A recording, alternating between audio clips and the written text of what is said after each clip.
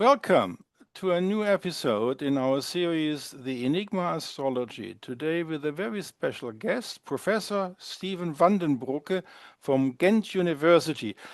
First question, Vanden Broecke is your last name. That is altogether your last name. It is, And yes. it has something to do with the marshlands or something like that? Undoubtedly, yes. So, a brook in Old Dutch is indeed a swamp, a marshland. So, Yes, I okay. can only presume that one of my ancestors had a relationship to those. Yeah, but Okay, it's a very common last name actually in Belgium. So, yeah. and before we do anything else, the copyright has to be cleared. All right. We have a special site. You can find it on I saw it. Yeah, cosmology.vanavsky.de. yeah, yeah. And the copyright is like this. I have only the right to publish the conversation uncut and unedited on freely accessible video platforms, no paywalls, and on my Mhm. homepages. Our guest, Professor Stephen van den Broeke, has the right to shorten, edit, or add as he wishes and to publish it on his websites and video platforms according to his liking. Basically, you can do whatever you like. Is that okay with you? I can absolutely live with that. Thank you, Volker. We will not use this page very much in the talks today. Hmm. But as the viewers can see, there is a lot of books. This is the dissertation from 2000, printed by Brill in 2003. Yes, I was a young man. And this is Marsilio Ficino's three books on life. And then we have Cosmos and Culture edition on Johannes Kepler. This is a new project by Stefan Yes, Heilen on Konjunktionsprognostik. And then here we will talk about this book. There's a chapter in this book by our guest.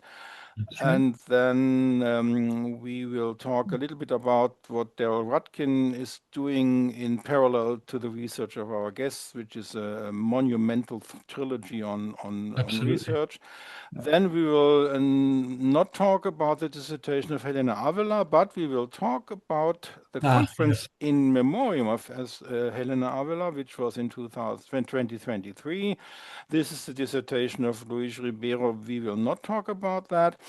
And the contextual books, German books, Shlomo Sela, The Daimon. Yeah. We will not talk about all this, but we will talk about this book. Yeah. And I will not use the site when we talk about it because we have the books here. So basically, I will leave the computer and start with 2000 was your PhD dissertation. We come to it later. That's right. In 1998, in the video, which is on the talk site with Luis Ribeiro from 2024, you mentioned that the first time you got involved with astrology at all was 1998 in the Warburg, so that's rather long after your birth in 1971. Mhm. So let's start with 1971. Where were you born? What about your parents, your education? Where did you get your high school diploma and things like that? You have the stage. Whatever you like, as long as you like. Thank you. Well, I don't think anybody's ever asked me about this before. I was born in Kortrijk, Courtrai in French, which is basically fairly small provincial town, very close to the French border. So very close to Lille in northern France. So basically, I grew up on the border between the Dutch-speaking and the French-speaking parts of Belgium. Um, my family, my father's family are long-term florists, actually. So f flower cultivators. I'm actually the first generation that doesn't do that. Okay. So my family has had a flower business for 4 generations now. The fifth one is kicking in. Before then, to the best of my knowledge, they were mostly already horticulturists in the second half of the 19th century, farmers before then, predictably. So, fun, natural people, if you like. My mother's family is a bit more complicated. They are from the coastal area, very much tied up with the fishing business. I mean, so sort of, fisherman background, that kind of thing. But people who, after the Second World War, really made a social upgrade and went into politics. So very, very different kind of world, actually. So politicians on my mother's side, very often politicians, lawyers, that kind of thing. Florists on my father's side. Um, I decided not to become a florist fairly late in my life, I think. So my education was very good. My parents did look out for sending me to good schools. What does it mean? Sending away from where you lived? No, no, no, no, not at all, not at all. I Oh, mean, one of the big advantages of Belgium is that, knock on wood, we have an excellent schooling system available pretty much everywhere, for little to no money. So this is, that's one of the advantages of having the highest tax rate in the world, I think. They sent me to a secondary school when I was 12, but not, not in a dormitory or anything. I was at home. was that humanistic or natural science? Yes. So there's a wide array of things you can choose. There was one specific option you could take, which tried to combine the best of both worlds. So on the one hand, the Humanistica with a fairly decent Latin training, if you like, and on the one hand, a very thorough mathematical training. Um, Okay. yeah. So that's the option I took eventually. Basically, in your high school education, you were confronted with a situation which you've later studied as a historian of astrology, mathematics, and humanities. Absolutely, absolutely. Okay. So that was a very interesting combination to me because I was, I think I was pretty good at mathematics, and I loved the Latin. Um, we also had a very, very good history teacher, very, very good language teachers, people who were really passionate about culture, etc., etc. So that really opened up my world, if you like. So I'm very grateful for my parents for having sent me to that particular school in that respect. Um, let's see what else. So as when I turned 16, 17, I started to notice that, maybe flowers weren't really what I was cut out for. My father completely agreed. He, he, No green thumb there.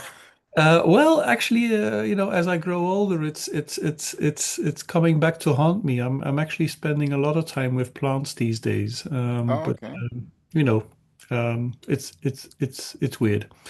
Um, in my case, however, I've turned to pond plants, so not classic horticulture. So, Okay. whatever.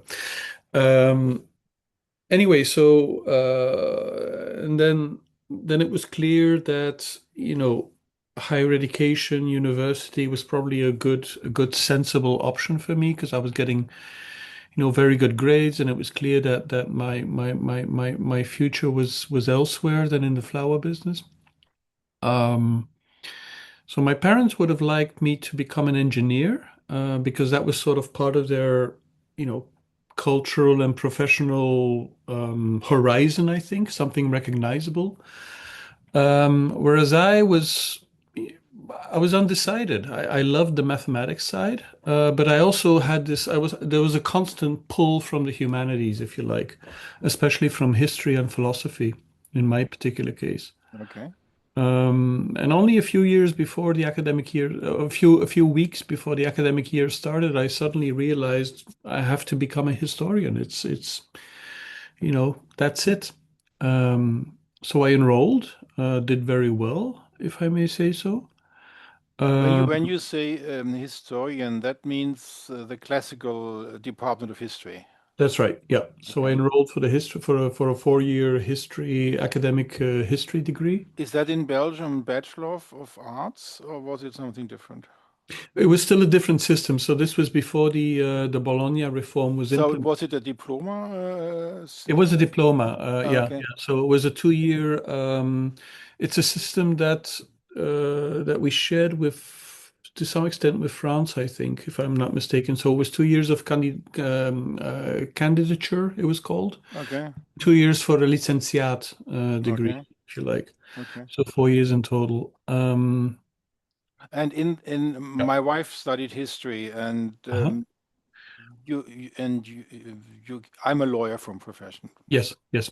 And when she was studying history, this depends very heavily on what professor you have, what you study, because Absolutely. history is 10,000 years, Gödekli Tepe is 10,000 years back. So from starting from that, what did your mentors influence you to study? Yeah. Very good question because it also means that I only came to history of science in a roundabout way. In at my university, which was Leuven, which is an excellent university. Which is Louvain in the old times. That's right. Yeah, yeah. Which is an excellent university, but both there and at other universities in Belgium, history of science basically didn't really exist at the time. Um, so my initial training was actually in the social history of religion. I was because some of my teachers were very good and very groundbreaking in that respect, and it appealed to me. It still does actually. Let's dig into that. I After my retirement, I was going for a PhD in law and astrology, and Mhm. part of my participation in the University of Leibniz University in Hanover was the Department of Religious Science. And Yeah, in the Department of Religious Science, there is a subdivision which has to do with sociology of yeah, religion. yeah. How far back did your studies go in the study of the sociology of religion? When was the starting point? You mean in the sociology as such, or the chronological No, empirical as your studies. my What studies? what was the earliest sociological Did you go back to 15,000 years backwards? No, Or no, no. So I was always an early modernist, actually. okay, Yeah, I mean, I had a very, a very deep interest in antiquity and the Middle Ages as well. And at one point, I contemplated going into medieval history, but the early modern period was really a very particular point of interest for me. So when I was that influenced by your professors because they there were offered various interesting influences. lectures and seminars, and that's why you went there, or was There it is your that. intrinsic interest? There is that. Honestly, Volker, quite a bit of my interests I can't really penetrate Oh, okay, what it is that makes me tick, but I do know that when I was in my third year, the Erasmus program was fairly new then, and I know that I wanted to travel, so I immediately signed up for half a year in Tours in France. okay, Which is, of course, one of the major attraction sites for Renaissance history when you're dealing with France, which also has very important institutions doing Renaissance history. So Tours, for instance, got me completely in love with the Renaissance, oh, okay. indefinitely. Um, When you you know, when s- you when yeah. you when you're talking about history of the Renaissance, Mhm. and on the other hand, in the talk with Luis Ribeiro about study of history of astrology as a field and how you got involved with that, and that the first time you came about astrology in 1998 when you Mhm. found this Johannes Schöner manual. That does that mean that in Poitiers in the university where I have been as a student for French for summer vacation, Mhm. Mhm. does that mean that the Department of History in Tours left out the astrological aspect of the Renaissance history? I'm not sure because I mean I didn't really know everybody there. So the people I worked with. So on the one hand, you had a University of Tours where I was formally inscribed, but then you also had the Centre d'études supérieures de la Renaissance, Okay. which is a separate institution. The people I most worked with at the COSR at that time were, on the one hand, Robert Sauzet, who was very much sociology of religion, but there was also, God, I forget his name now, a specialist of intellectual enlightenment, intellectual history. God, I can't remember. It'll come It's to me. not important. Not. Anyway. Yeah. Okay. But to give a short answer to your message to your question, no, astrology and history of science weren't really on the map even at the CSR at the time.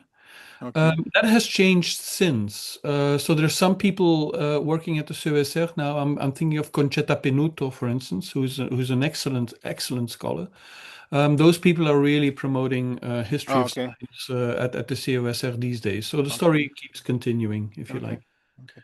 So how long? One semester or 2 semesters? I was there for one semester, I think September through to February or Okay. something like that. Okay. Yeah. Yeah. Yeah. And that was, was my first time not only not living at home, but my first time living abroad. And that was, I had my bike and sort of, cycling around Tours or visiting Amboise and Blois on Sundays and visiting the sites connected to Ronsard and Clément Marot and people like that. That was really, fantastic. I use my finger to, like in school. Uh, Absolutely. Yeah. there's two possibilities to study in France. It's in a dormitory of the university with Mm. students around you, or in Mm. a family background. I was in a family background. Yeah. How Yeah. was that? Interesting. We weren't particularly close. It was a doctor, Dr. Gruet, I think she was called. I don't know how he did these things before the internet, but I think it was through, Organizations, I remember that. yeah, Yeah. some organization put Yeah. me in contact with a doctor who had a spare attic room in. Okay.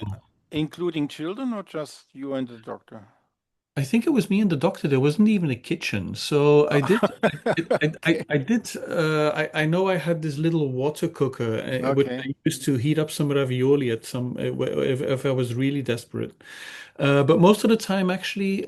So one of the nice things about Tours is that Nijmegen, where Hans Bots was a very important professor of Enlightenment intellectual history at the time. Um, he was having a constant flow of sending of students, Dutch students from Nijmegen going to Tours. And I got in touch with those people. Uh, Ah, okay. So there so was some contact. You had some yeah, contact. so the Dutch kind of took me under their wing. They also Okay. had one of them also had a deux chevaux, so we would venture out eventually on in their deux chevaux and in the countryside on Sundays. Had a great time. Okay. So that sort of really expanded my horizon, that there was more to life than Yeah, okay. yeah. And Than now, what year are we in when you finished tour? What year did you finish the Erasmus semester? This was in 1991, 1992. Okay. I remember Nirvana's Nevermind coming out, so that was Okay. about that time. Yeah, Okay. yeah. And that was the fourth year of your education history. That was the third year. Yeah, Third. yeah, So yeah. what happened after Erasmus? So afterwards, I returned to Belgium. What university? Leuven, Leuven still. again? Okay. Yeah. So I was set on writing a master's thesis, which I eventually finished on social history of religion. Wait a Uh, minute. So after the Bachelor of Arts in Leuven, you did a master thesis? yeah, What that's right. what That's the licentiat, as it was called at the time. Yeah, what okay we would now call an MA thesis. Yeah, yeah. and what was the exact title of that MA? The exact title I can't remember, but it was something like Recruitment and Career Patterns of Secular Clergy in the 17th Century Diocese of Ghent. That was Okay. that was something like that. So what I did essentially, what I did was, based on archival sources, I constructed this gigantic database of parish priests data, recruitment patterns, sort of tracking their careers and quantifying their careers and the chronology thereof. And sort of analyzing, what kind of people were these, what were the kind of incentives for going into the clergy, how does this change in Counter-Reformation So, performance? sort of sociology approach. Yeah, Very okay. much a sociological approach. Yeah, Okay. yeah. But using, the new tools that were available via databases in the Okay. in Okay. those times. Yeah, And when was that finished? that was finished in 1993. Yeah, yeah. I W- defended in 93. Yeah, And normally, people continue in the same subject to they do the do. PhD. Yeah, Was yeah. that your intention? Well, my doktervater, well, not my doktervater, but my licentiaatsvater immediately, suggested that I continue this in a PhD, and I did actually. Okay, Um, in your dissertation, you use also the word Doktorvater, which is German, for yes, it is. Yeah, mentoring a PhD. yeah. Uh, so Leuven is Flemish language, Yes, right? it is. Yeah, yeah. And the word Doktorvater is Flemish as well. No, no, no, not at all. It's a German borrowing. Yeah, Because I was wondering why. Don't you have a term for that? we don't really have it. No, Oh, no, okay. Okay. So no. okay, well No, that the idea that your mentor is a kind of paternal figure, we don't really have an expression for that, no. So we use so the German. Yeah, in your dissertation you mentioned this dissertation, this book is dedicated to Dries class. that's right. That's my When grandfather. Yeah, Oh, that's your grandfather. yeah, that's the politician. Yeah, yeah, That's the politician. yeah. Why did you choose your grandfather, Dries class, as a politician to dedicate this? Normally, you would dedicate to your mother or your father or your parents or your siblings or whatever. So I was curious how this dedication came about. Good question. As you can notice, he was recently deceased at the time. Yes, Um, I, why him? Why him? because of the political aspects in your dissertation.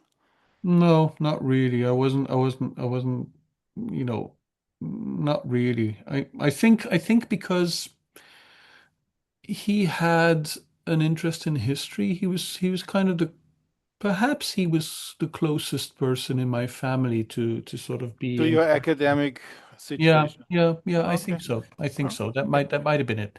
I mean, he never had an academic education. He was basically he left school at 16 and then sort of built a career for himself after the Second World War. So he's a complete, homo novus, as Cicero would call it. But um, yeah, he was fairly supportive of my historical interests. Okay. Back to your master. Your master is Yeah. finished in 93, Mhm. and you sort of were advised to continue in this Mhm. field. How Mhm. did that go about? Well, What was that initially all? that went very well. It's because I was basically the first person in my extended family, with the exception of one or two lawyers on my mother's side, to go to university. I didn't really have a map on how you play this game or how you play this institution, basically. So when somebody comes up and says, "Hey, you're a good researcher, would you mind doing this for another 4 years and get paid for it?" You say yes. It's what did I know? So I did it, but So you got a grant for I full got a grant, grant. full That's grant. right. Let me ask you this. Grant is a very volatile term. It Yeah, could mean I got a grant from the Konrad Adenauer Stiftung in Germany when I was studying law, and that only meant yeah, yeah, books. yeah, That only meant yeah, books because yeah, my yeah, parents had to pay yeah. for everything else. How So, about your grant? Was that for living well, and books here, and food and everything, or just for no, some no, part of? no, here it was different because what Leuven had at the time was an institution. Well, it still does. It still has it, fortunately. Uh, it was something called the monitoraat, and what it does was it was kind of a specific mentoring section for first year students. So Okay. first year students, all of whom have to make that transition and have When to you say first year students, you mean the undergraduates for the bachelor? the undergraduates for the Bachelor in History, indeed. So Leuven was very, very, very good at mentoring intellectually, sometimes also psychologically, but although that wasn't really my expertise, but especially intellectually at mentoring first year students in coming to grips with the new material and on how to do it, etc., etc. Anyway, there was a job available at the time, which required me to do 50% of my time mentoring first year students, but which also allocated 50% of my time to research, in theory. That is a typical German situation, wissenschaftlicher Mitarbeiter. There is There science you go. adjunct signed, adjunct employee. Exactly. So I immediately got into this wissenschaftliche Mitarbeiterstelle thing. Unfortunately, the year I started it, the numbers of enrollments for history sort of went through the roof. So out was my You got 50. a workload of student to Yep. Meanwhile, in Tours, the seeds had also been planted of different interests, right? So, I wasn't really making much progress with the social history of religion doctorate, and I was simultaneously having these doubts about, is this really what I want to keep doing? And I was sort of going through a kind of autodidactic trajectory of history of science. I was reading a lot of history and science, getting really interested in it. Mhm. I thought at one point When I you when thought, you say history of science, I did studies with Heuning and Hühne in philosophy of science, yeah, and of course the Vienna Circle and and yeah, and yeah, yeah, and yeah, and yeah. Popper and Kuhn and Feyerabend and all those people. When you say history of science, what do you mean by that? Well, I was again because nobody was really doing history of science at the time in Leuven. I sort of had to make it up as I went. But I started out with some of the basic syntheses that were then still current. I'm especially thinking of Eduard Jan Dijksterhuis's mechanization of the world, which is now rarely read, I believe, but which was really a big title at the time. So I remember, sort of basically devouring that book. I was also very much, I was also very impressed by the work of Francis Yates already at that time, which I Oh, was, you were impressed by Francis yeah, Yates? I was How very long intrigued. did that last? Your impression? That's a devious question. Um,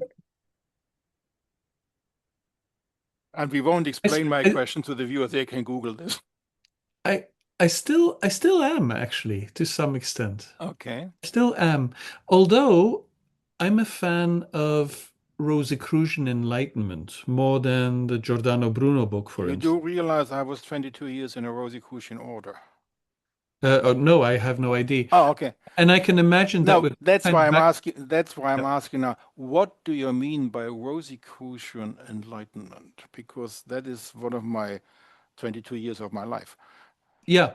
Well, what I mean by it is Yes. what What you is mean by it? is what Yeats means by it. That's I'm Ah, okay. not Okay. I'm not trying to, Okay. so that's the title of one of her books, right? Yes, it is. Yes. Yeah.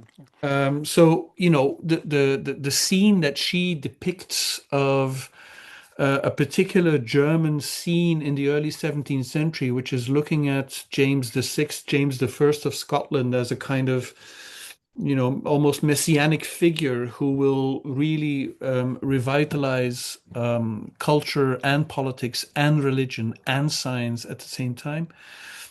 May I I thought, ask you? May I ask you in that context? Did you come about Ludovico Lazzarelli in your studies with Yeats? Not really. not really. I know what Wouter Hanegraaff Yeah, is. I was just wondering Yeah. whether you came about that But problem. he's not really, no, he's not really on my radar No, apart from, okay. Back no. to your interest in Yates, and you said Yeah. you are still fond of her. Mhm. This is very. I like that attitude because I'm on your side on that. Uh, but that has different reasons probably. Okay. I'm not an historian. I'm a lawyer, Yeah. Yeah. and I looked at things differently from an historian. Sure. So, did that influence you? It did. I mean, who else is going to tell you that the relationship between the occult sciences and the hard sciences may be more intimate than Yeah. you thought, right? I mean, to me, that was a very invigorating message. That was a very interesting message, I thought. And that put the Warburg on your radar. Yeah, absolutely. Yeah, And absolutely. when was that? When So did you get involved with Yates? this stuff I was reading, I think, around the time that I went to tour, so 91, 92, that all of that Okay, stuff, okay. got it getting on my radar, basically. So we're getting a sort of Stephen Vanden Broecke background story, which led to further events. Now, going Yeah, back to your feeling not well, not really happy to have yeah. instead of 10 students, 200 students to mentor. Uh, so That's right. did you change your life Yes. surroundings? So first of all, what needed to be settled was the direction of my research. Yes. And I decided at some point I'm going to stop the PhD track on social history of religion because it's not what I want to devote the rest of my life to.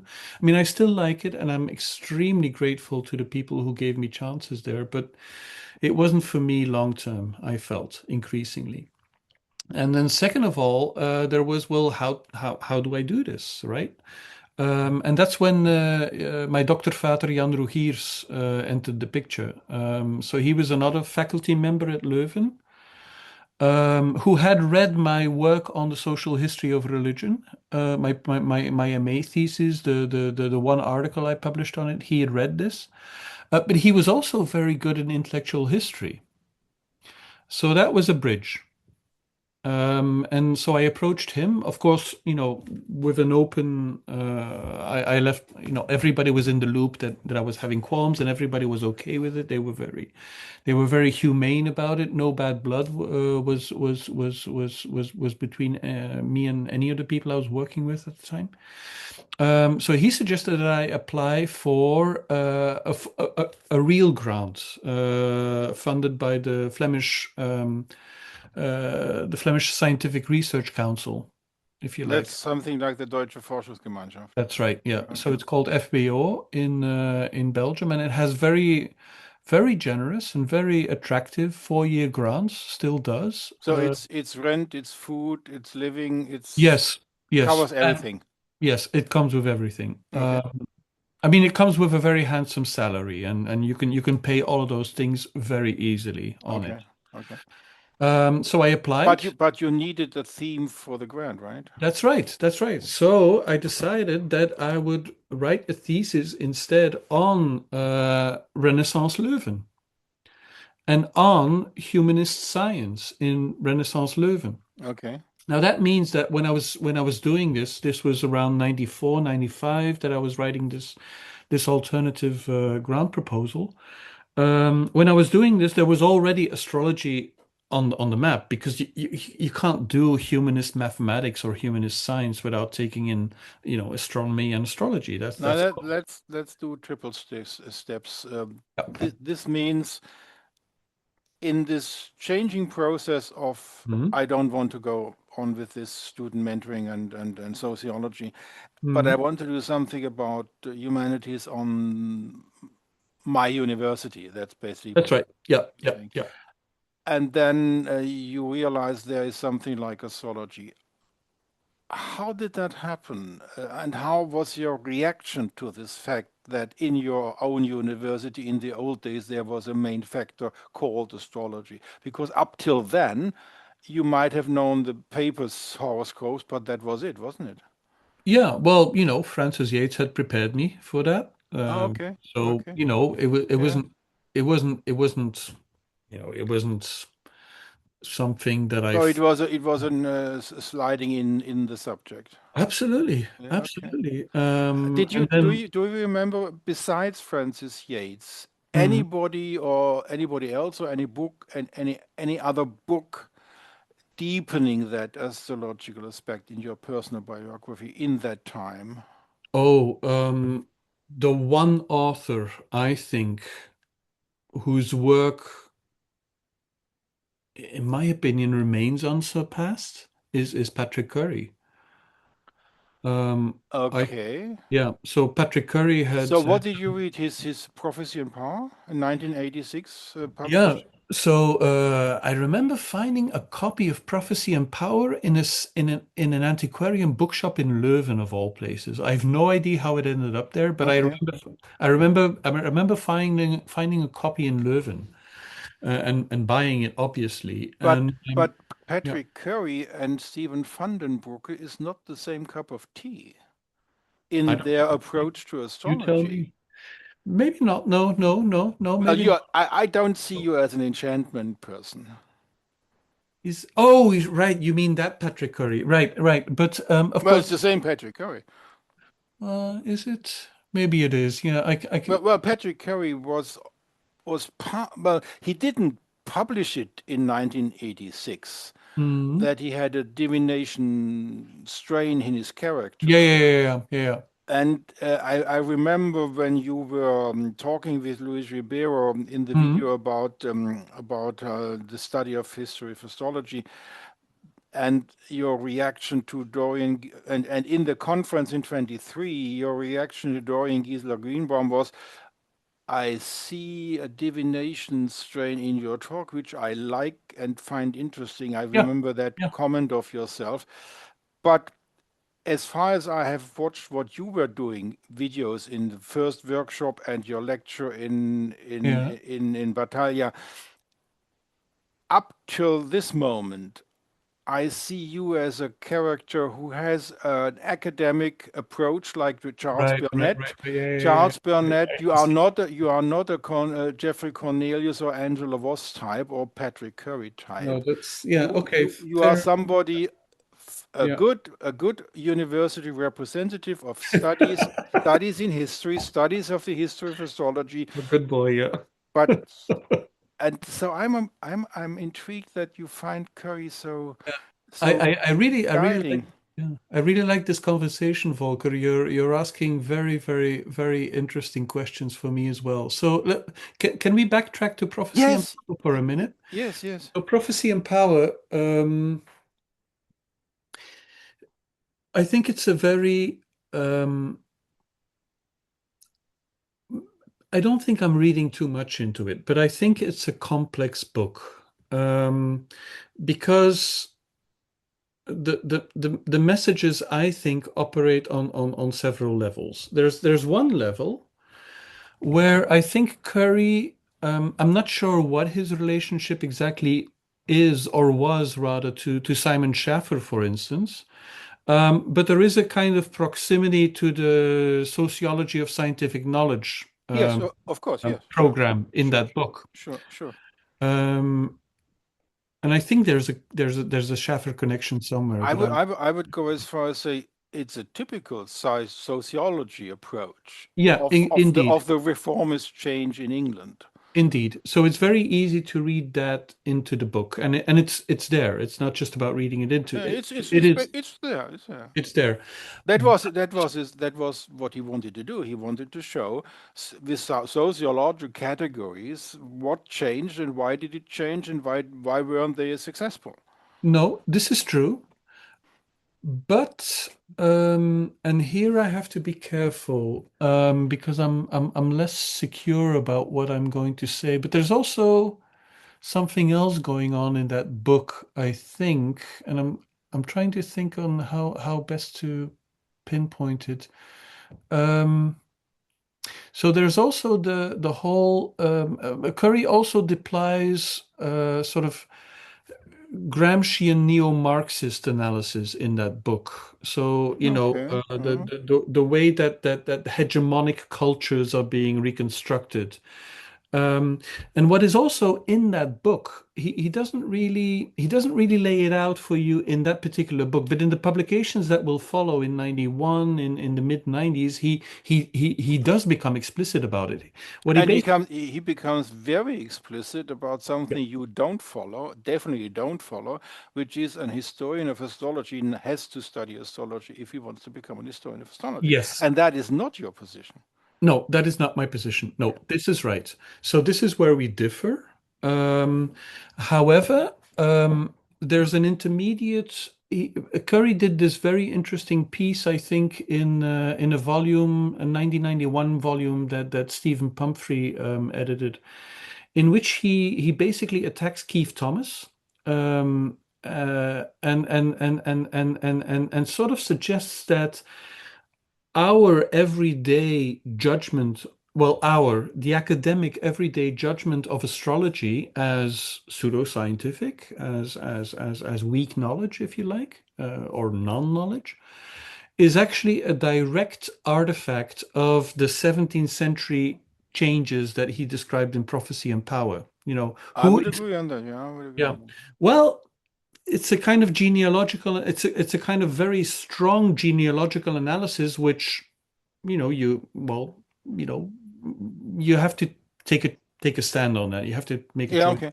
So we have Yates and we have Yeah. Curry, So my and point is what Curry is doing in that book, there's the prima facie dimension of a sociology of scientific knowledge approach, but there's also something else going on which anticipates already, I think, the divinatory or the enchantment Curry that you mentioned, which is about very strongly intervening in current day knowledge politics, if you like. yeah, okay, I think that second dimension is sort of beneath the surface in prophecy and power, but it's already there, I think. okay. But it's more, A third influence before you came to change your subject for your yeah, dissertation? I guess. I mean, you know, Or what were those the two main influences which steered the biographies, biographical tendency, which ended you in the Warburg? Because that's where I want to I go. mean, all of these were very, very, very influential. Yeah, yeah, I would say. Of course, I was a young man, barely in my early 20s at the time. So, all the stuff I'm saying now about those books is, of course, with the Yeah, with the okay. benefit of Yeah, weight and learning. But I do know that, and Curry's work remains a benchmark in my opinion. I don't yeah, okay, agree. I don't agree with a lot of the things he says, but it's the gold standard as far as I'm okay, concerned. okay. Yeah. So, what year are we when these influences affected themselves? Let's say, was it 1996, 97? Yeah, so all of this was going on between 94 to 96 roughly. Yeah. So I finally got that alternative grant in 1996. Okay. So that gave me 4 years of That gives money. you a synchronicity to Yeah. Geoffrey Cornelius. Ah, It was the second edition, I believe. The moment of astrology was 1994. You might not have heard of him on. no, I did not know that at the time. No, no. That And that when that when was a literature that I wasn't aware of at the do time. do you remember when the year when you realized there is a book from Geoffrey Cornelius called Moment of Astrology? Actually, it was much later than. Yeah, Yeah. what would you remember the year? 2017, something like that? It's a good question. I'm having a look at my bookcase where my copy is. Maybe I inscribed it or something. I don't know. No, just by your My memory. my guess would be, well, I knew about Cornelius because of Curry quoted it extensively after when Grafton's Cardano's Cosmos came out. Yes, There yes. was a bit of an alt well, there was a bit of a critical attitude by Cornelius and by Curry Okay. towards it. So I think I first heard about Cornelius's book in the early 2000s, Okay, probably. we will come Yeah, back to that because that yeah, is yeah. after your printed edition of your dissertation. Absolutely. Yeah, Okay. yeah, that was after. Yeah, yeah, So yeah, 1996, it sorts of crystallizes what you yeah, want to do, but it's yeah. not yet to grasp. How Yes. did this grasping process develop? So I started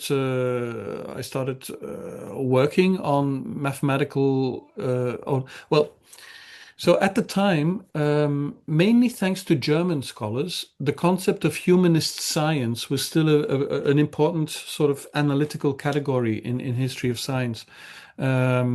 And I was still, people like Helmut Grösing, for instance, were really, really, doing very nice work about it. So that was also the angle that I was taking in my PhD. So I was writing and researching, for instance, the impact of Proclean philosophy of mathematics in Leuven. Proclean, you mean Proclus? Yes, Okay. Proclus. Okay. So Proclus's commentary on Euclid gets recovered and translated in S- the So how 1530s. how deep did you go into Proclus when you did these studies? Did you Pretty, did you pretty, become did you yeah. become an expert on the philosophy of Proclus? No, not at all, not at all. I had, Did, I did had you become did you become a follower of his spiritual approach? no. Okay, I thought so. Because I am one of those. Ah, I see. I'm very pleased to meet you. Good. We are on we are Um, on two sides of a river. You are on this side, and I'm on Proclus, and I'm in Anima Mundi all the day long. that's fine. That's fine. Mhm. Apparently, we don't need to shout across the river, so that's very nice. No, but I, I do have some colleagues in Leuven who went on to become faculty. People like Jan Opsomer, for instance, who's a friend who I knew a lot of the Proclus people in Leuven. Let's put it that Okay, way. okay. But this is one of your interesting character traits. I realized when I was studying by preparing for today. Mhm. You sort of are immune for certain influences. Astrology as divination, Oh, right. Proclus as steering your life. You don't get steered your life by Proclus philosophy. Proclus philosophy is not your worldview, right? It's not. No, Yeah, no. and that's what I thought. Okay, so you got into this, and now the grasping. Now let's get. How did you get into the final stage of Yeah. what you wanted to do? So essentially, the question becomes, when did this become an astrology only PhD? Yes, exactly. Well, and that's the Warburg. That's where Okay, but Ribeiro. Yeah, who sorry. sent you there? Or who invited Yeah, you? Or how did you get there? Did you realize? Okay, I'm a Francis Yates. I like her work. yeah. I want to see the Warburg, like something like that. I went on a kind of reconnaissance mission in my second year of my PhD track. Spent about a week in London, youth hostels, etc., buying enormous quantities of books and getting to know the Warburg. How did that happen? Um, Did you push the Klingel of Deutsch, the button Well, to make? there was one other Belgian doing a PhD at the Warburg at the time called Koen van Kleempoel, who did a very important PhD on astrolabes in the Renaissance. Okay. And I can't remember how we got in touch, but I knew him, and he probably opened the door for me at some point. Okay. One day you are at the entrance and you enter the building Yeah. and you meet people. Who, I who meet do- people. So I reached out, I made an appointment with Charles Burnett and with Jill Cray, asking them if they would be willing to act as my temporary supervisors if oh, I were to apply for a 1 year stay at the Warburg. They said okay. yes. I had already published some of my Proclus stuff at the time, so I had a kind of entrance ticket showing that I wasn't a complete fool, etc., etc. This reminds me of David Hughes, the same story. Yeah, yeah, yeah, probably. But you Um, you you haven't been in the Warburg when he was there, I suppose. no, he Oh, actually arrived when I left, oh, more okay. or less. Yeah, yeah, Okay. more or less. Um, so this was in 1997. I was preparing. I applied for an extra grant because even then London was horribly expensive. Yes. So I applied for an extra grant. To my great fortune, I got it. So that gave me the necessary means to actually live in London for a while. It was initially projected to be a year. It eventually grew into a year and a half that I That spent. was 1998 till Yes, 1997, 1999. that's right. So that was my third year of my PhD track. Were you there when the eclipse was in 1999? I was, yeah. Oh, okay. How did you But exp I how rented. how did how did you experience the eclipse in London? I didn't. Oh, I took the Eurostar to Brussels, rented a car to drive to Luxembourg, and saw it there. Yeah. Okay, what did it do with you? Well, I was so excited to see it that I crashed the car. Okay. True story. True story. So you had a really ecliptical experience. It was awful. It was Okay. Okay, let, especially let, let me ask you yeah, something which I did ask Professor Hunger from Vienna. He yeah, is a very famous researcher in the cuneiform astrology research. Viewers can watch the video with him. Um, when I asked him, you are you were doing for decades research in a theme where astrology was a part of the research. In your case, it's even more. There's a lot of astrology research in your biography. And yeah. I asked him, did you ever look at your own horoscope? And he said, no. How about Ah, you? How okay. I about did. you? I did. I did. Okay, when did you do this the first time? The first time I cast my horoscope was shortly before my defense in 2000. So it's a result of your changing of your dissertation theme, Yeah. and then you wanted to know. Now I Because want to. that gave me some basic tools for knowing how to do it, right? Yes, well, Yeah. now let's get back to the Warburg. I Yeah. was just in the. We Oh, come back sure. to the eclipse and your horoscope. Okay, so now you are in the Warburg more than a year, and how do I have to visualize that? You are strolling in the floors and looking at all the books, and then in 1998, astrology struck, and Yeah.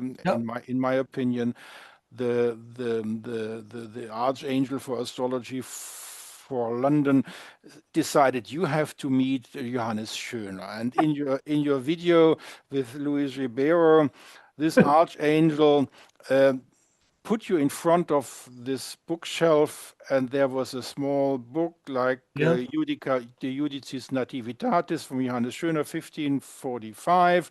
That's right. And Yeah. then that changed your life.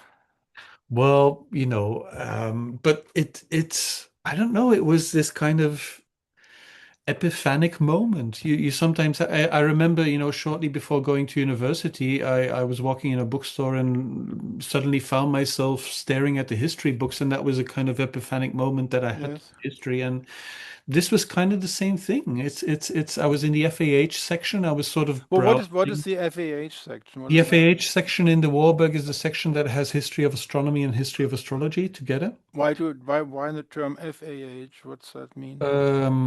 God, it's the Warburg classificatory system. Oh, it's Yeah. it's it's, it's letters. Yeah, Okay. yeah, yeah, Ah, yeah, okay. yeah, yeah, yeah, Okay. yeah, yeah, yeah, So okay, you got into that section. Standing then from above, somebody yeah, yeah. So I was, worked karma, and you had to take it out. yeah, it was to my left. That's how I remember it, at least. And I thought, oh God, this is nice. Actual 16th century books. And I saw De Judicis Nativitatum, and I thought, let's have a look at this. So there was a desk nearby. I sat down and I suddenly kept reading.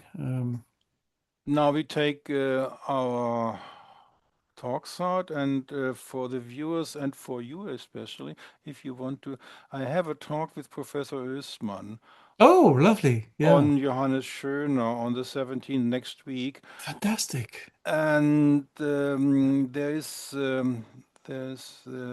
this is there is a page Yeah, in yeah, I know it. Nuremberg, Yeah, yeah, yeah, yeah. I was in uh, Nuremberg and we will last. talk about that next week. Now, Yeah. Schöner's manual is in German history. Besides Rantzau in Denmark and Hmm. Schleswig-Holstein, Schöner is one of the more important German astrologers of the Absolutely. time. Absolutely. Östmann is very important for my talk because Schöner was also somebody who built globes and all that. Yes, Um, yes, yes. and you read this book. Hmm. It's a manual. Hmm. Yeah. If somebody like you with a little bit of proglos reads Hmm. Schöner, there are two possibilities of outcome. Okay. You are fixed like a heroin addict, or you're not. Well, Obviously, you didn't become an astrologer. yeah. That would be on the heroin side. How do you explain that you didn't become an astrologer?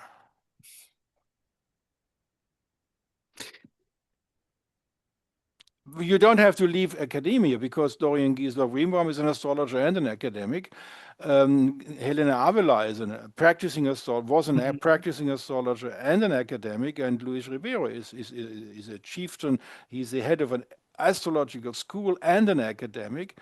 It could have been that you went the same way. Okay, I want to practice astrology privately. You don't have to go True. take money for it, but it didn't get that far in your biography. And how do you explain that? I don't know if I can explain that. I think You were fixed, but you were not fixed at the same time.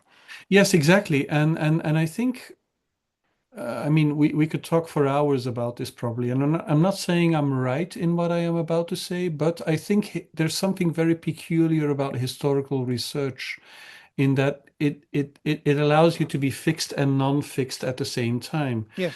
You're in the present, but you're not really in the present. You're kind of in an in-between space between past and present, if you like. You're practicing things, but you're not practicing them. Um, and all of that may sound like like a cheap trick, but I don't think it is. I think it's a very, very interesting way of um, negotiating, in my case, weird things. Um, I genuinely think that historical practice is another way of engaging with astrology. It's When I it's when when it, I it, when I it's compare, not just an objective study. It's yeah, not just science. It's there's something more going on, I think. But anyway. but still you have another biography than Charles Burnett. The viewers can view the Hmm. talk which I did with Charles Burnett. In the case of Charles Burnett, you have a sort of he is more on the I take astrology seriously as you Hmm. are. Okay. Okay. Yeah. Um, is my impression correct that you are a little bit distant to the truth of astrology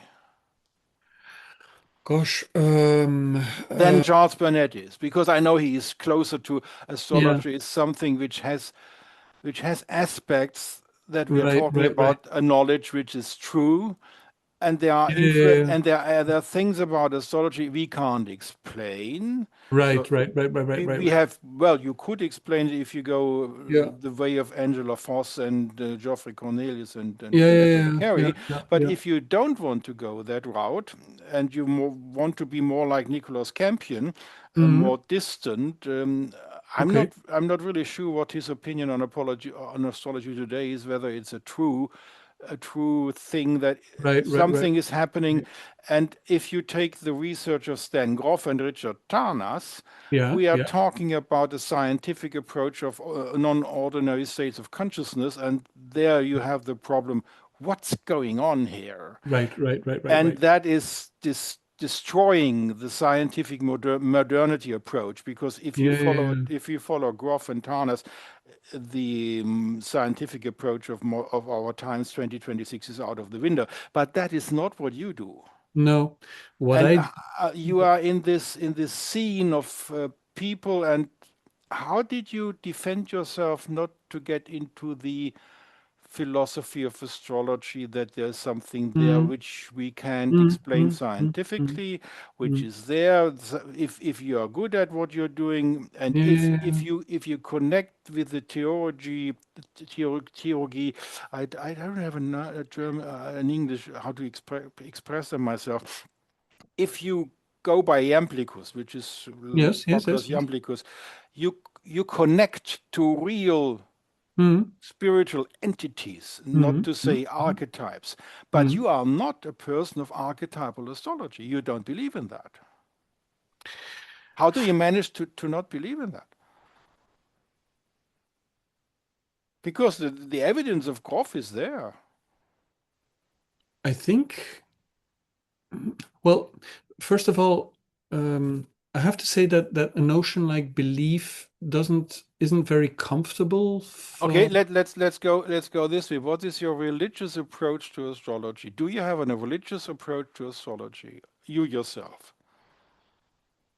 Not in a traditional way, no, because what I'm really interested in is I don't know how you should call these things, but meaning making practices by which people, Yeah, okay, make yeah. do in their Which, which, lives. which is which is the classical Yeah, academic approach, yeah, looking at something, and not getting involved yourself. yeah, You are and the not in the pursuit. participating approach of religious science. You don't go Well, into it. well, participating. It's I really like astrologers. One of the things I learned over the years, I've had the good chance of meeting many astrologers by now, and one of the things I like is that they're normal people like you and Yeah, me. yeah, sure, sure. They're not fools. They are not mad because that is often, that's I'm afraid how my colleagues look at them by default, right? Yeah, okay, yeah. Okay, Um, let's put it on the so point. so Let's say it this way. Dorian Giese-Bremer has a thick book about the daimon, yeah, yeah, yeah, yeah, yeah. and your personal daimon Mhm. keeps you from getting involved. Is that correct?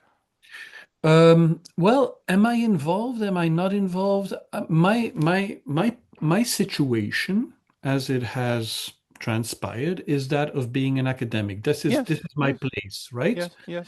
So my feeling is that in terms of um, practicing something that is of value to astrology, this is where I can do the most work. Yes, yes, This is where I can be of service, yes, I yes, think.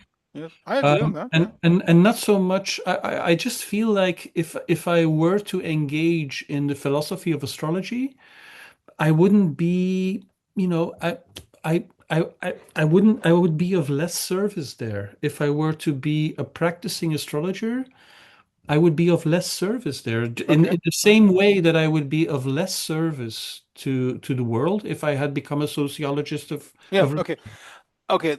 I think we um, can leave it at that. so I'm not trying to get out of it, No, no, no. but this is yeah, This is what I knew beforehand. That is your position. I know that. yeah, this is where I ended up, and Yeah. this is where I can be of best of service to astrology.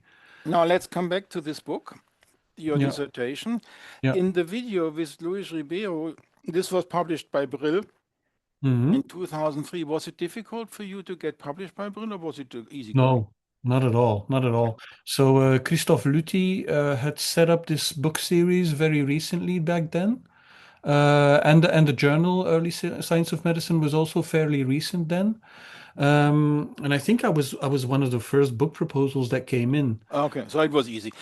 Yeah, The same year this was published, the Habilitation von Professor Östrand was published about yeah, Heinrich Rantzau. yeah, Did yeah. you know that at that time?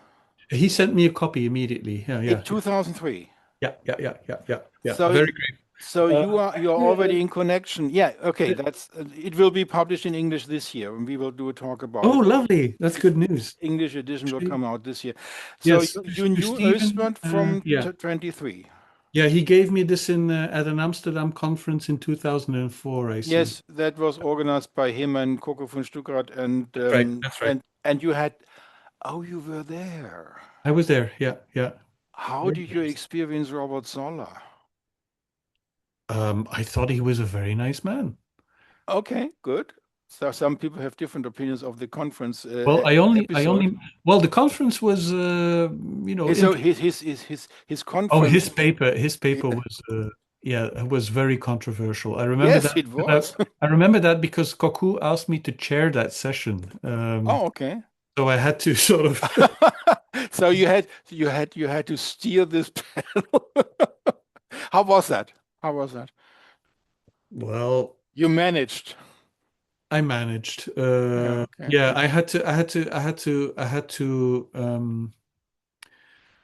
I know I had to remind people of Popper's falsification thesis at some point, and that helped. I Okay, remember. very good.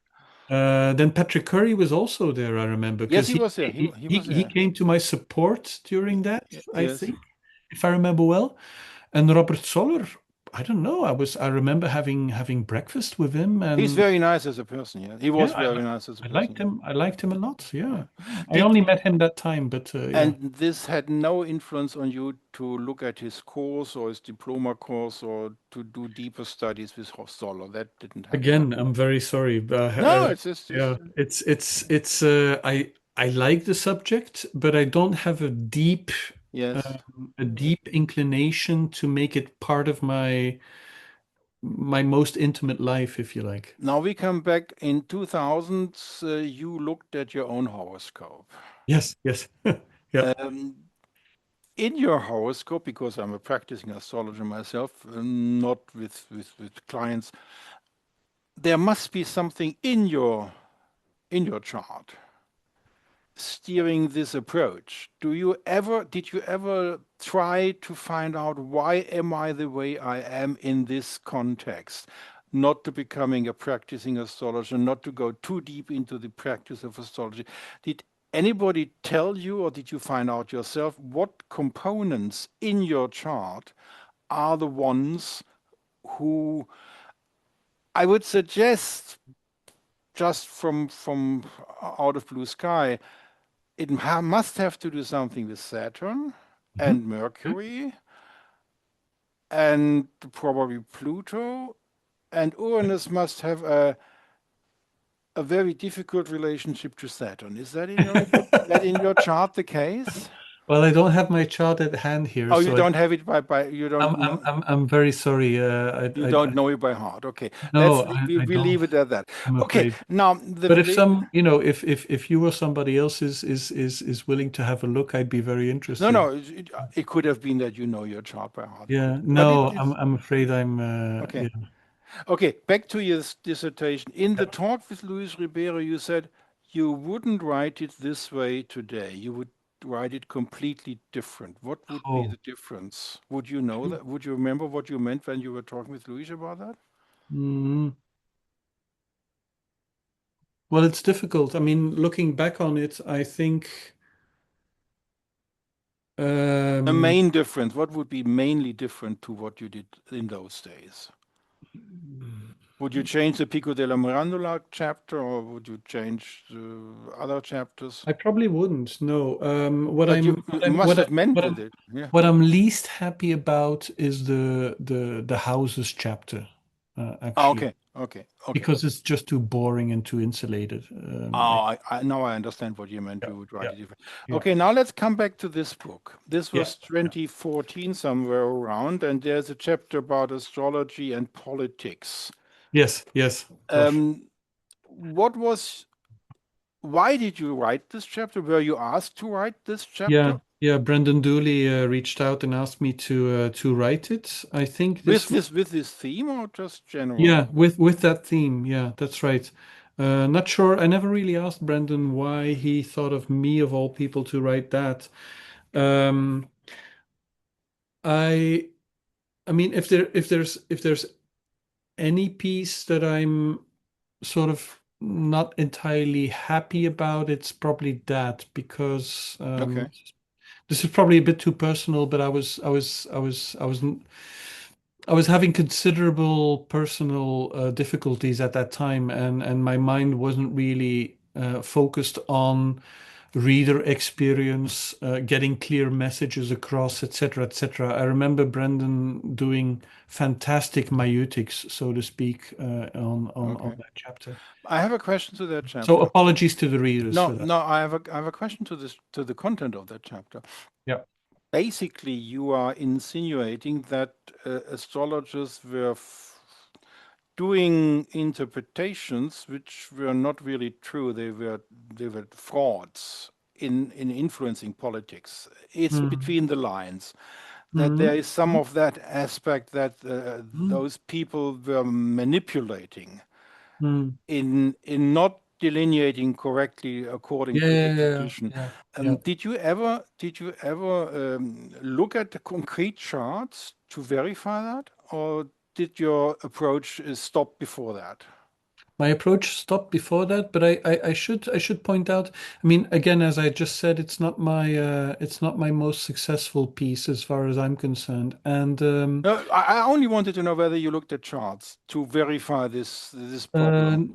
not really, no, no. I have since also distanced myself, I think, from those kinds of interpretations because um, I think that kind of analysis presupposes a separation between politics and nature, which I don't think is justified in the case of early modern astrology. Astrologers were, many astrologers when they write the ethics of their trade in the early modern period, they say, well, you have to be as cognizant as possible about the political background of the people you're analyzing.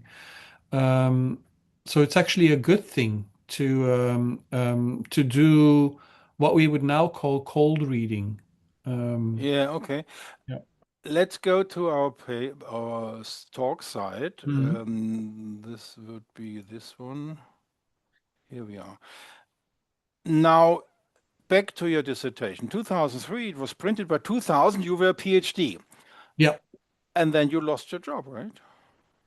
Uh, so um, so I spent. Oh, you mean in 2000? Well, your dissertation was 2000. Oh yeah, yeah, yeah. The So my grant, rigorosum, the my final yeah, exam was yeah, 2000, yeah. My and then it grant took was up. Yeah. the grant was finished, right? Yes, the grant was up. That's right. I was unemployed effectively.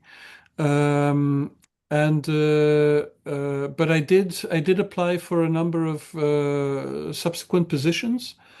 The first thing that came out was a short Francis Yates fellowship at the Warburg, which I got for I think that tied me over for about 6 months in early 2001. And then in the meantime, I was offered a postdoctoral fellowship at Johns Hopkins University in Baltimore. So by September 2001, I was in the US actually. Do you hear me? I do, yeah. We, no, we don't have internet problems, really. I hope we don't have internet problems, but in case I call you with my handy if we get into a problem.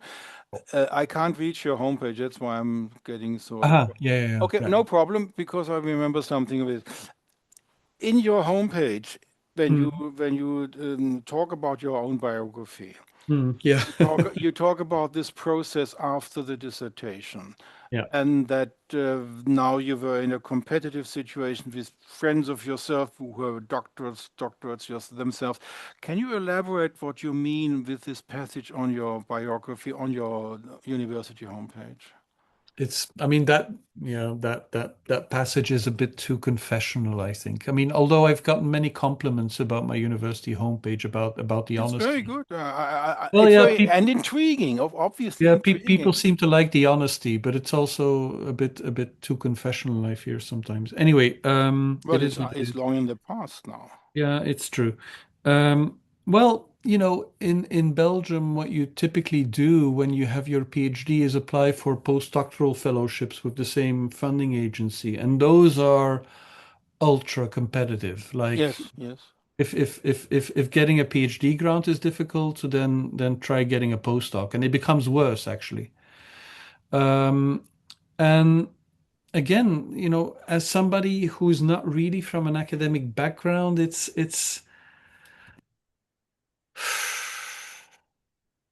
Not it's the connections other people have. well, maybe, yeah, but I don't want to say the game is rigged, although, The game, the game is it al- def the game is always rigged. well, it definitely helps if your parents are professors, yeah, Yes, that's what I because mean. you know how to Yeah, yeah. play the game. This is true. But anyway, I don't want to play victim here, not at all. So I decided, I just want to, I want new horizons. I want to travel again. Um, And so in the You meantime, never thought about trying to get in contact with Angela Voss in Kent, which had an MA program there with astrology and myths and divination. Did you know about that? That there was a something going? I vaguely knew about it, but again, I was really orienting myself as a historian of science, as an Oh, academic okay, historian okay, of science. That was really yeah, that was okay. really the career identity that I was trying to build for myself.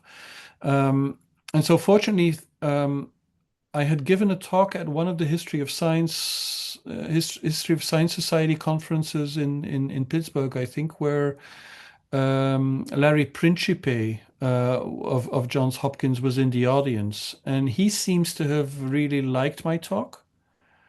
Because when I applied for a postdoctoral fellowship that became available at the History of Science section at Johns Hopkins, they offered it to me. A couple of months after my PhD.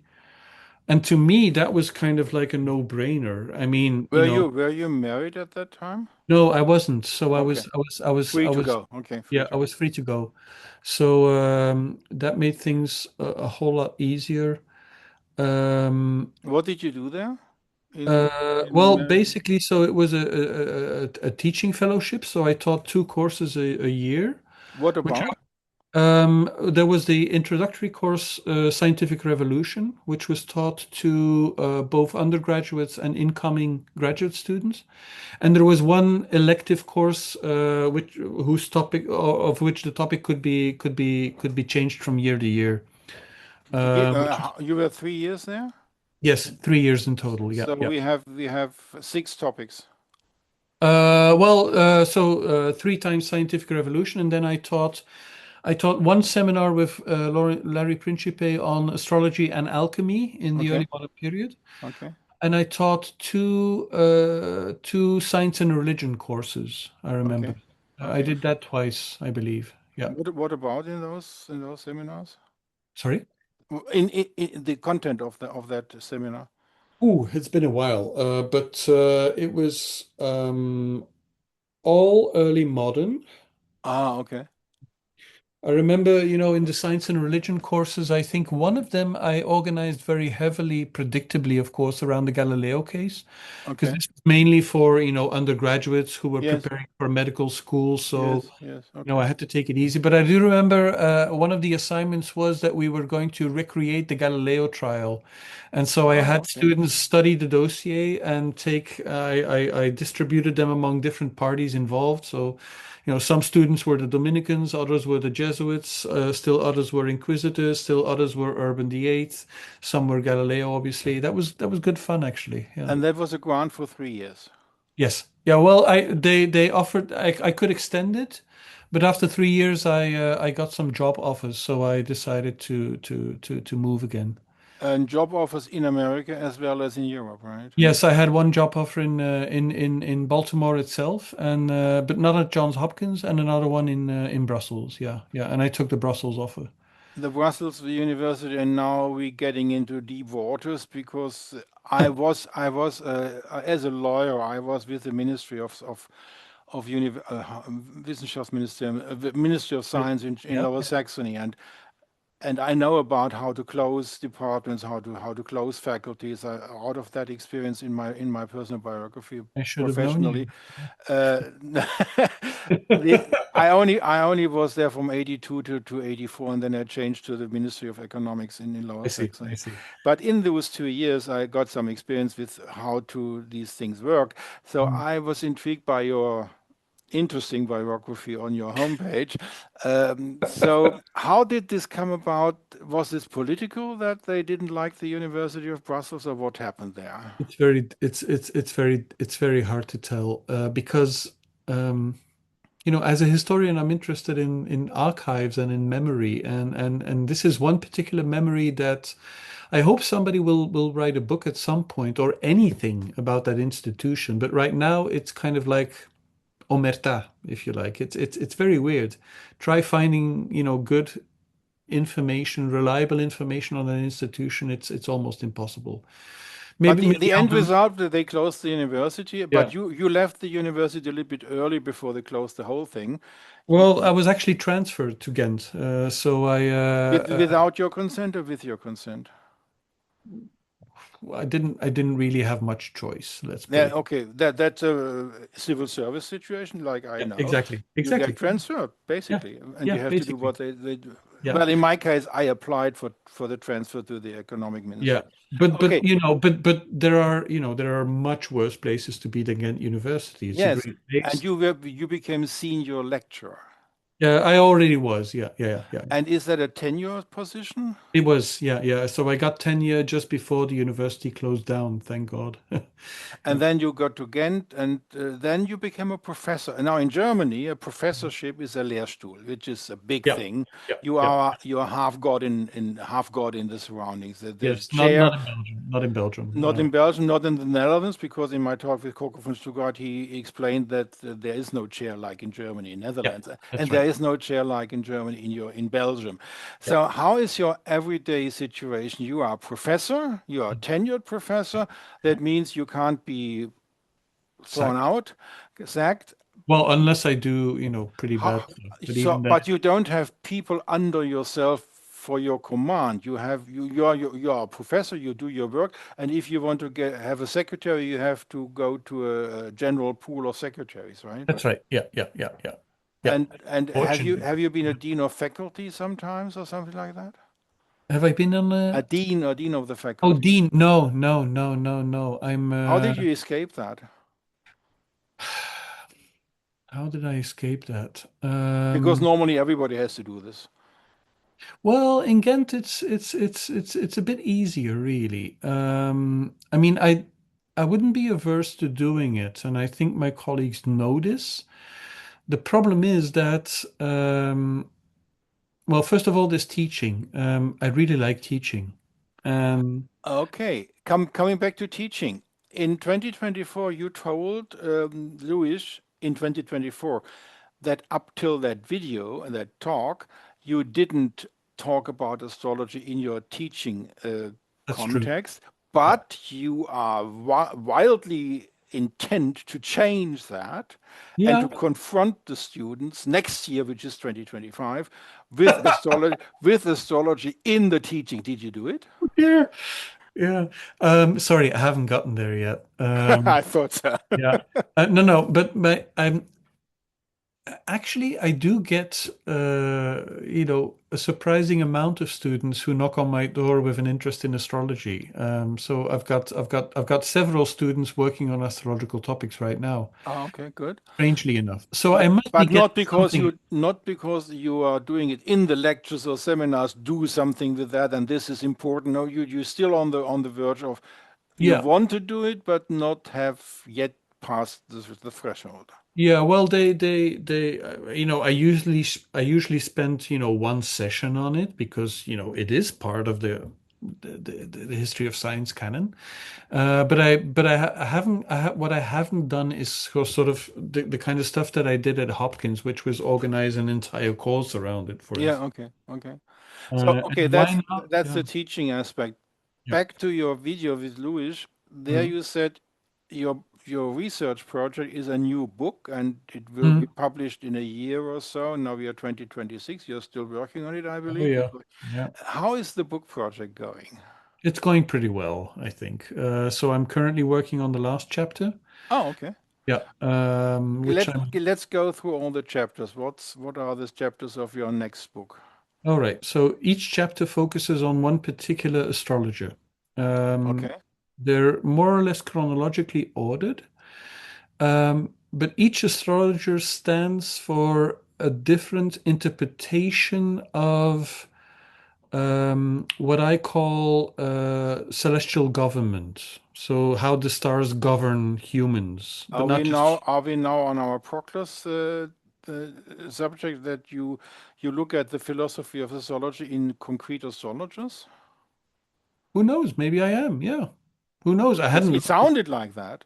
I hadn't looked at that before, but yeah. So for instance, If you have a different cosmological approach as an astrologer in your yeah. historical time, Who we are knows? talking about the Yeah. belief systems. Yeah, maybe I'm finally getting there. So what interests me is that first of all, so astrologers, as you probably know, have a very old tradition of referring to what is it exactly that the stars do with humans? Very often the answer that you hear is they govern. Well, Uh, that depends. If you there's this main for the viewers, there's one main division: a causality approach, which is rubbish, mhm, and a sign approach, which might be the real thing. mhm, If you try to explain astrology with concrete influence, physical influence of the planets, this is rubbish. This is yeah, insane. yeah. Um, but in the history of astrology, that was a main thread. Many Yeah. people, all those people who believe this idiot Ptolemaeus, they think that way. Mhm. And you realize I don't like Ptolemy. You Okay. realize that. Yeah. But the other people who talk about science as indicating very seldom they explain what they mean by that. If Mhm. you talk of astrology, it's like a clock indicating the time, it's Yeah. a sign for something, and then they stop. Mhm. The real interesting question is sign for what? Yes, For exactly. the anima mundi, for the cherubims, the seraphims, the thrones, the Curiotitus, the archangels steering our life, or what? And also vice versa, right? Is it a sign for the body? Is it a sign for Yeah, the yes. mind? Is it a sign for In your spirit? book, you are doing this.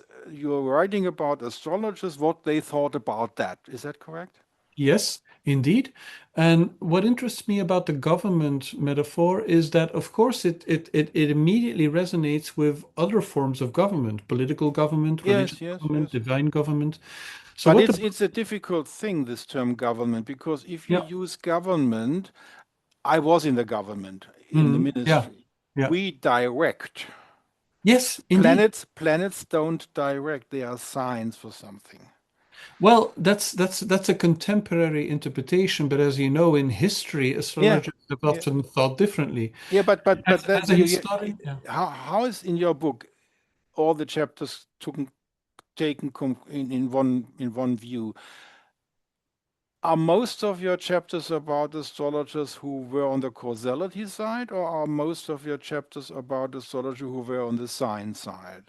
Most of them are on the causality side, I would say, I although was there fearing are that. Yeah, I was fearing that. Okay. although although there are certain cases, I'm thinking of Lutheran astrologers, for instance, Yes, okay. where it's very difficult to make the distinction, in my opinion. How was your impression on Johannes Schöner? Was he causality type or a science type? Well, definitely a causality type. Okay. However, if you listen to the people who theorize how we should relate to the heavens or to the stars, to the planets, in that particular environment, Philip Melanchthon is the obvious candidate. What you very often hear is that it works via signs, it works via warnings which ultimately come from Yeah, God, okay. obviously. Okay. Yeah, okay. So there's a kind of interpenetration, I would say, between the on the one hand the Lutheran culture of the Wunderzeichen, and on the other hand astrology. In the Lutheran case, those two sort of intermingle Yes. in a way that, in my opinion, upsets the semiological versus etiological distinction, the signs versus causes distinction. Okay. Let's dig a little bit deeper here. You have a lot of experience with historians of astrology. You meet them everywhere in Hmm. conferences. You have Hmm. your own approach in your research. Let's throw all the causality people out of the window. Okay. Some of people stay because they are on the sign side, Yeah. on the Proclus side, let's put it this Yeah. way, Yeah. Neoplatonic. Hmm. Did you ever talk, think about, read about what is meant by that? What do they really, what is behind this theory of astrology as science? Who is, who is, who, Is it an archangel who is Mercury, What or does is that it a say? cherubim, or is it a seraphim, or is it on the ladder of angels of Dionysus Areopagita? Is it something else? Is it an Indian god? Is it a Buddhist approach? Did you Mm. ever in your biography sought to find an answer to that question? Because in my biography, I have never found anybody who really goes the next step. Mm. It's a nice thing to say these Yeah, the stars and planets, they are yeah, signs and yeah, for something, for electromagnetic fields, and then it's wrong because it's causality. No, not that, but signs, mm. synchronicity signs. Yeah, yeah, yeah, Jung, yeah, even archetypes is a very nice etiquette. yeah. It doesn't say anything. I have a personal belief system, me myself, Mhm, that mhm, archetypes are living beings. mhm, And mhm. we are talking about a religious belief system in Yeah, my case. yeah, yeah, yeah, yeah, yeah, yeah, yeah. And I haven't found either a historian of astrology or an astrologer. I might have the chance with Beckart Harness in July when we talk about these archetypes of astrology. Mhm. Archetypal astrology is the closest to my belief system. Yeah, yeah, yeah. Did you ever touch on this archetypal astrology problem approach? Or did you meet somebody who wrote, well, Kieron Legrais writes about it, it doesn't give you any answer either. Mm. Thick book about archetypal astrology, but he doesn't give you really an information. What Yeah, is an archetype? yeah, yeah, And yeah. this is the approach. Science equals archetypes equals synchronicity problems. You personally, Yeah.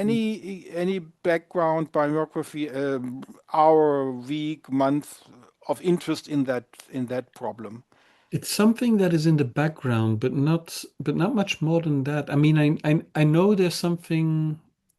I know there are interesting questions Like there. this, yeah, yeah, yeah. Yeah, but I have sort of given myself the luxury, I think, Of of an not. agnostic position. Yes, indeed. Okay.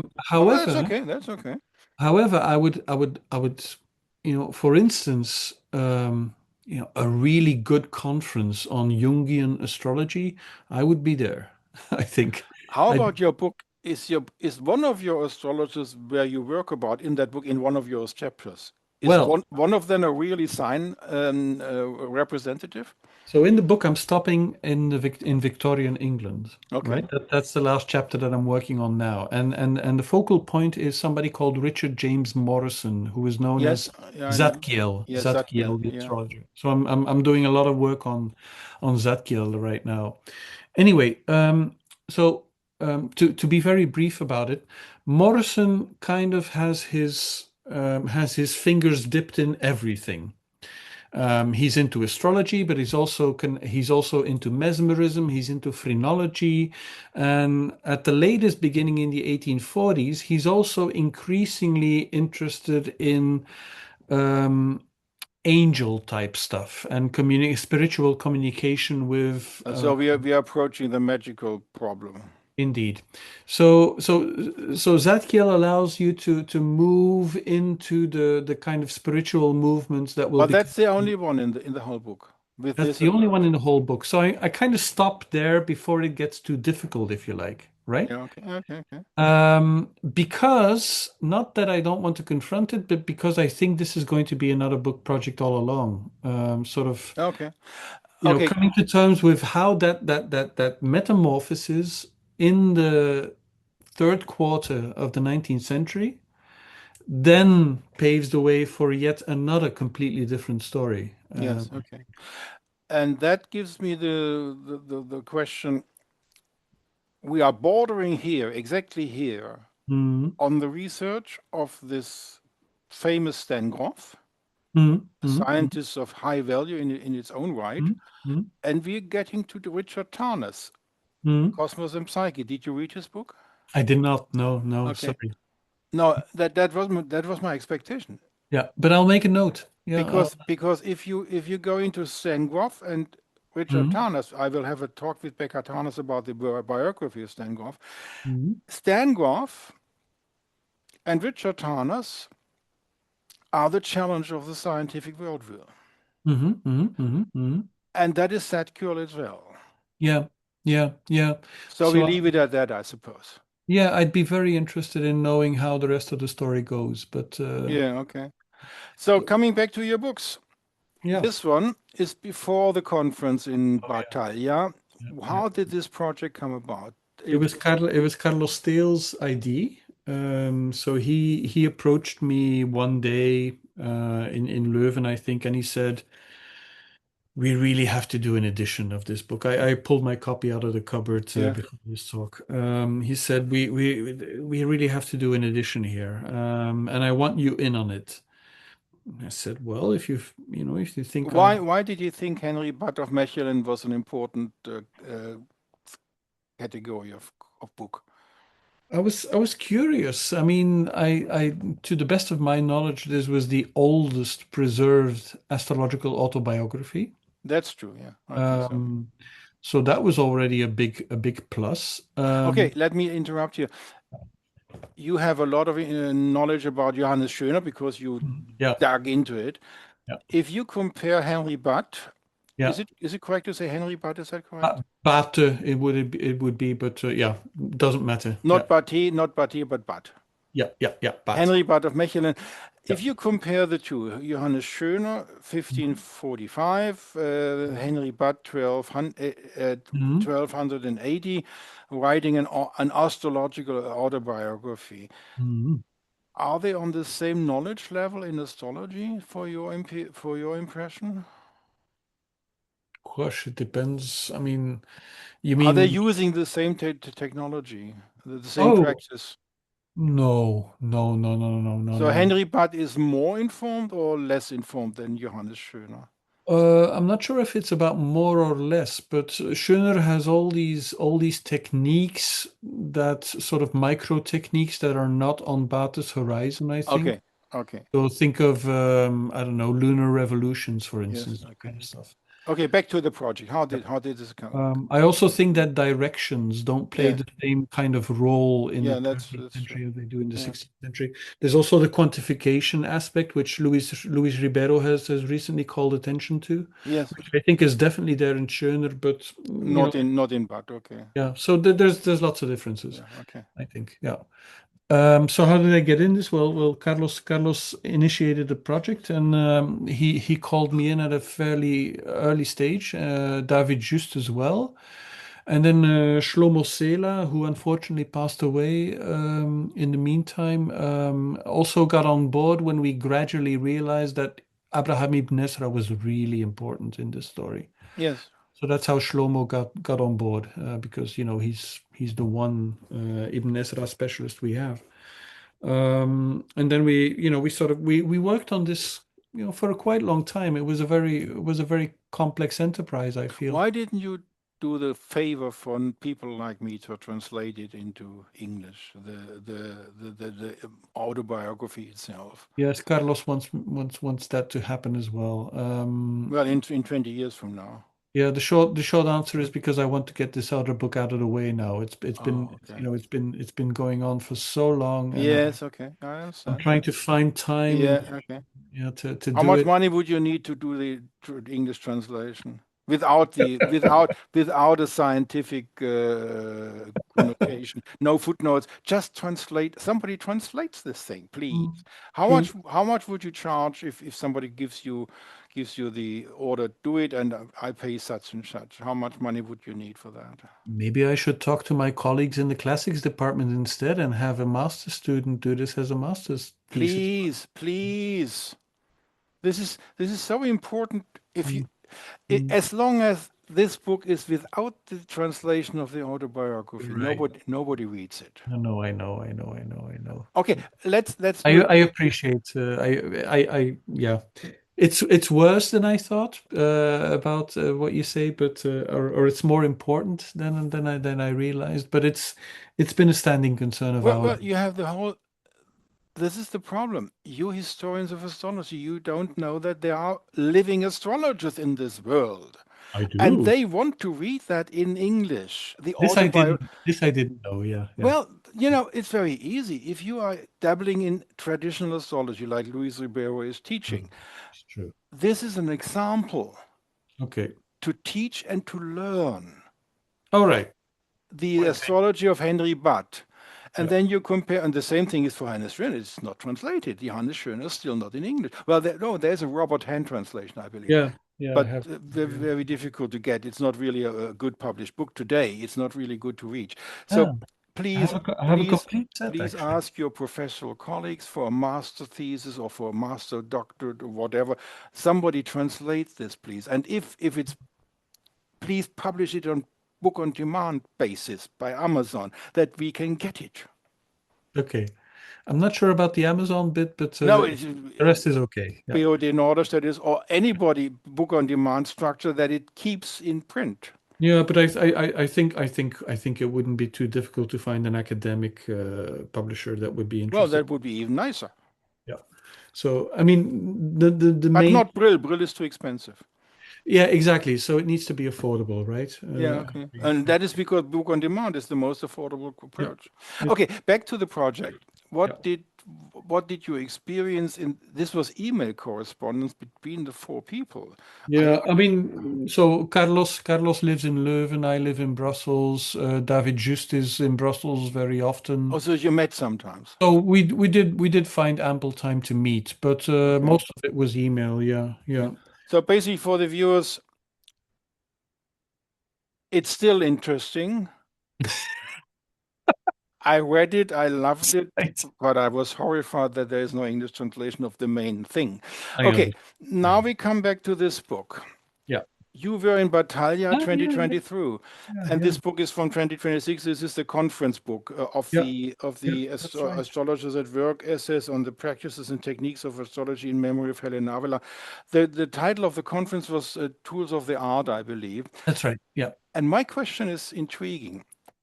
In this book, you Hmm. talk about Ficino's elections. Yes, yes, yes. In the conference, you didn't. No, no, I did not. No, no. Well, Yeah, yeah. I Did decided.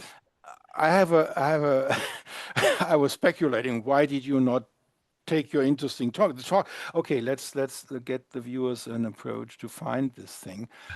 Okay, on my channel where this talk will be published as well, I have a playlist of Oh, the it is. We should. conference, and this is Astro Conference 2023. All the talks are here, Oh, and gosh.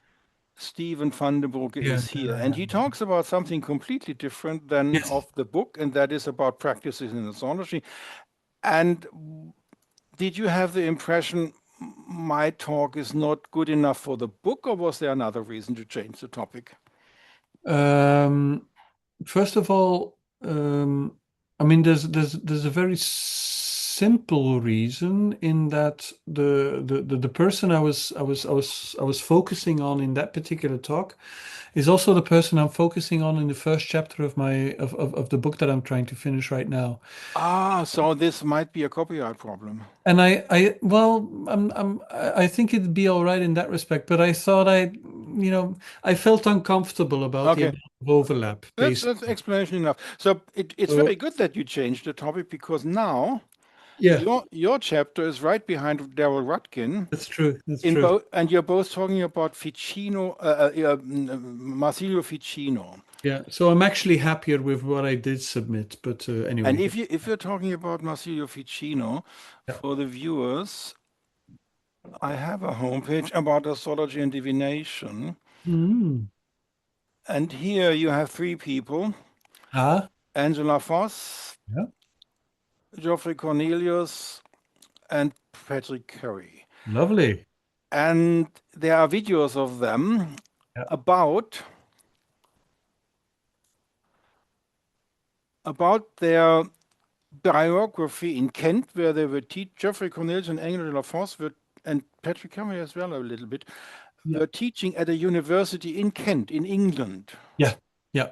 about the divination aspect of Mm. Ficino. That's right. And the same happens and Angela Voss got a load of money in 2003, I believe, Mhm. some Englishman or some international man dropped a bucket of money which lasted till 2011. Do you know anything about that story? Who was No, that I don't. I sponsor? don't. Well, they had students and masters and all that, Yes, and this I then know, but I didn't know the financial background to it, and though. then when the money was over, the university kicked them out because university do them when the money is over Yes, they do. Yeah. because they don't like astrology as a subject. So they went They to don't like university. poverty, They went to Canterbury Christchurch University and they could establish, I don't know with what money they did that, they or whether the university was into, because Christchurch University is an educational university and they might have had intrinsic interest to have this master because the master was program was asked by students. It Mhm. was a good, there were a lot of students there. And then that finished in 2021. Now back to your person. You were writing a chapter about Marsilio Ficino's Mm, mm, election mm. aspects. You must have come about the problem how theological or Yeah, how much Proclus is in Ficino. yeah. Yeah, Which is what Daryl focuses on. yes, and And how about yourself? What did that do with you when you realized that? uh, There is something. Ficino is sort of a magician yeah, if you take him seriously. He's close to Agrippa von Nettesheim if you take him seriously. And you're getting into the Picatrix problem with this astrology in the context of Ficino. How is your personal experience with that problem? it's a oh God, this is a really difficult. Well, it's the final question, so we have time. Yeah, it's a really difficult one. So first of all, I my knowledge of theurgy, ancient theurgy, is limited. Okay. I, You I never practice it yourself. no, no. Or could have been. You Um, could have entered a Wicca covenant and try to do some magical rituals. my feeling is that I think if an outsider, if you and I were to stand next to Ficino doing his rituals, Yes. and a little bit further over would be Iamblichus doing his rituals, Yes. I think you and I, as outside um, contemplators, would have a very hard time seeing a fundamental difference between what they do. I agree on that, yeah. I do wonder whether their own intended effects are that similar. Um, I suppose that's a question how far Iamblichus went in his personal conviction that he could reach the God. exactly, exactly, exactly. I would agree with you that Ficino was probably not that far advanced in getting in real contact. I give you an example. Begatanas did a session of either LSD or holotropic breathwork, and she met the archetypes personally. Wow. She said that in a video with Chris Brennan. So she had a personal experience with the archetypes. Okay. And I believe Jamblichus didn't need LSD to have the same experience. Yeah. Okay. Okay. And I would suggest that Ficino had problems with his church surroundings to do the same thing. For starters, yes, but I don't think it's just about censorship. I No, also I think, mean, I mean his personal upbringing in the Christian surrounding. yeah, Jamblichus wasn't that much of a Christ in comparison to Ficino. yeah, Even though Ficino and was the translator of Plato and could have left the church and becoming a pagan, but I still think Ficino he was magical. His approach was ritualistic magical in yes. astrology. But in comparison to Jamblichus, Jamblichus was the real deal, and Ficino was the epigone. Well, you're the specialist here, but I do think that No, I'm not a in specialist. I'm in just in speculating. I think the body plays a role in Christianity which it doesn't have for Yes, I Iamblichus. agree on that. Yeah. In Ficino, there is a dimension of what I would call, and I'm sorry for the spiritual mumbo jumbo, but of transfiguration of the body. The body has to be taken along in this process. And again, an outsider wouldn't see anything different happen. They both have bodies. They both, do stuff with those bodies, etc., etc. But to Ficino, that bodily dimension has a different kind of status, I think. So this is probably why I would be a bit reserved in equating Ficino with theurgy straightforwardly. I can see how he's part of that tradition and et cetera, et cetera, but I think it's a metamorphosis of that tradition which opens up gaps as well. Anyway, that's probably the best answer I can give to your Okay. question. Now, did you ever meet Angela Voss personally? No, Never had no, a cup of coffee with her. it's How about Geoffrey Cornelius? Jeffrey Cornelius. I did meet online actually, but that's never No, personally. never personally. But you did meet Patrick Curry personally. Yes, yes, yes, yes, yes, When yes. was your last encounter personally?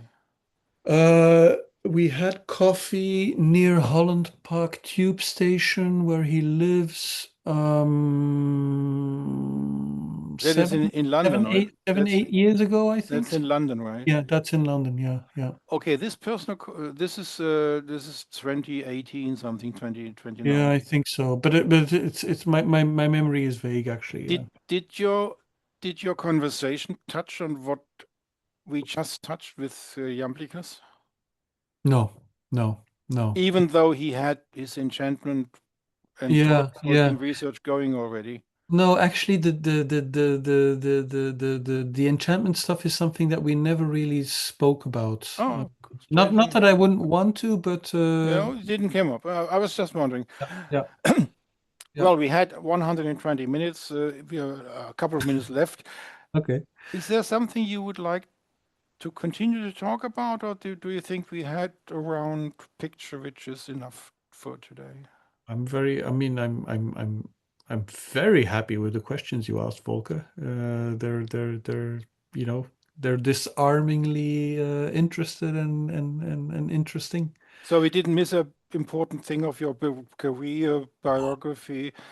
You stay, well, we could have talked about you are in all the research groups, a member of all the research group on your homepage. How much time do you have to do for this work in these research groups? Yeah, well, some of those are in some of these I'm more active than in others. I think my main activities are in two or three research groups, Ah, really. okay. Which research group do you like most to work in?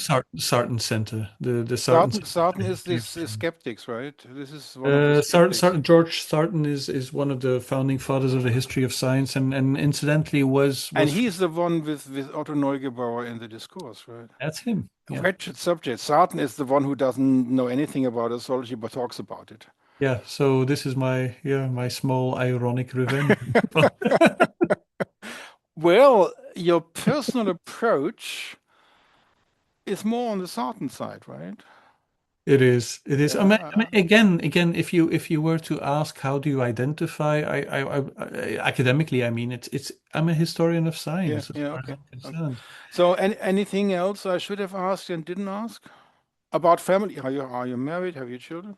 I do. I have. I'm very happily in a relationship, and I have a daughter who's about to turn 11.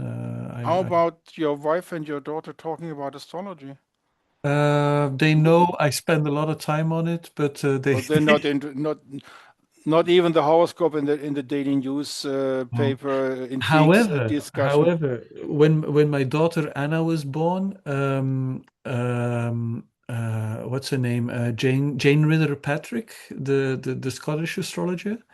She sent the sweetest message saying, my birth gift for Anna is that I will do her horoscope, Oh, okay, and nice. I haven't taken her up on it yet. So I really You should. are a strange product of humankind.